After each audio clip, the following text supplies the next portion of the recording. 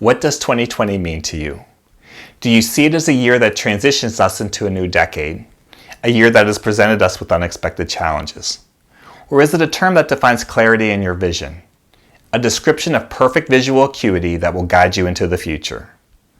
What about if we take the approach to combine both of these meanings together to live a more fulfilling life? That's what I'm going to talk about today. 2020, a year for vision.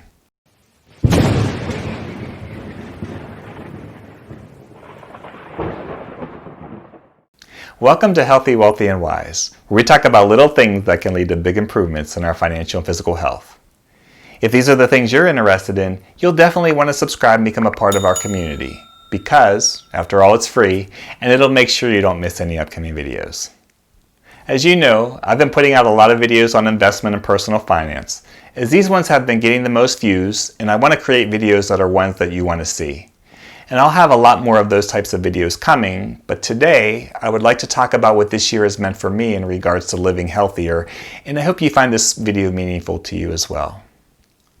As we look back to past years, often many of them seem to blur together, and we struggle to remember if we were even able to enjoy that time as we were stuck in the monotony of everyday life. Well, I feel like we're all going to remember the year 2020 for the struggles with the pandemic and the politics, and the life-altering effects caused by these massive forces affecting society. But what if we could escape the firestorm and remember 2020 for something else? A time when we looked in the mirror and found clarity in our lives. A time where we break the cycle of the habits of everyday life and start to become healthier in our mind and more grounded in our place in the world. I can tell you that the last couple of years have been a blur for me. My job began putting me in a plane almost every week, and the rest of my life was put on the back burner. I had less time to spend with the people I cared most about, less time to do the things I enjoyed, less time to exercise, and less time to focus on important work at home. And that is time I'll never get back. And my job, which I had always loved, became less enjoyable. I had less say in how to help the people I wanted to help in ways I knew I could help them, as my job became more about flying all over the country to put fires out because that's what the company's leaders needed me to do. And I did it because that's what I was told was needed, and I was always a team player. The only control I had for work in this time was if I were to quit, which is not something I've ever done. But 2020 became a new year for me, a year of change, and I took my last flight for work in February. Keep in mind, this video, while from my perspective is not about me, but about all of us and what we feel about our lives. While I know many of you were needed to work longer hours when the pandemic hit for the essential work you do, I can tell you, for me, that being forced to stay at home in March, April, and May, while frustrating in so many ways, turned into an opportunity in many others. I can barely tell you what I accomplished in the past 2 years before the lockdown, but in just 3 months, I got to grow closer and connect more with those I love, even when that was just over the phone. I got to work on my house for things that needed done. I mulched, repaired my deck, painted, and regrouted my tile. I refocused on investing during turbulent times. I began to eat better and exercise more consistently and lost 10 pounds.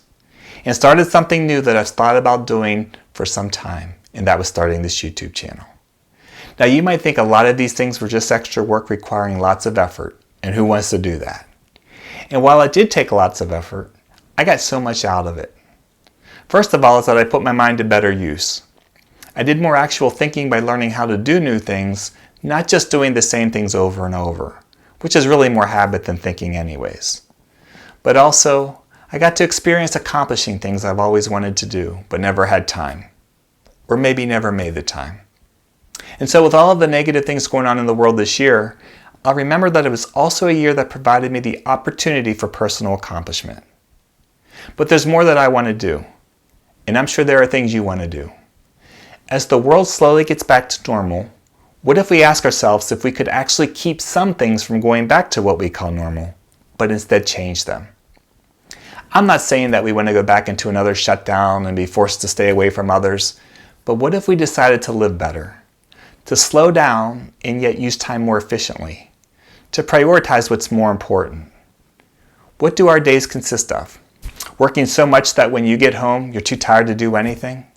Getting fired up from watching the news or reading the latest political posts on Facebook or Twitter? Being stressed out so much you eat poorly and don't sleep right? This isn't the normal I want to live in anymore. How about you? 2020 has become a year of change for me. And while not every change has been positive, the fact that I have changed my perspective has been extremely positive for me. I look back at how I've used my mind to learn more and how the things I've accomplished have made me feel better about myself, and how I'm more satisfied with my daily routine than I've ever been. Mostly because now, the routine isn't so routine. All of a sudden, the future isn't so set, and that's a good thing. I want to go back to the question that I asked at the beginning of the video. What does 2020 mean for you? How do you want to look back at this year? Do you want to remember it as a year of heartbreak and dread, or do you want to celebrate it as a time when you overcame adversity to live a happier life? Maybe take a minute to think of just one thing you would like to do, one thing that would make you happier, and then set aside some time each week to figure out how to make it happen. Think about what you enjoy about life, and also think about what frustrates you about it. What can you do differently? What is important in your life? What do you want to spend more of your precious time doing? So many questions, and yet the answers are truly limitless. Sometimes it takes something big to happen to reevaluate your life or to make sure you're still on the track that you want to be on. 2020 has been that year for me. It'll be a year I'll never forget. What will it be for you? Thank you for listening. I hope you've enjoyed this video, and if you did, please hit that like button and share with your family and friends. I'd love to hear in the comments about something you would like to accomplish this year or do differently.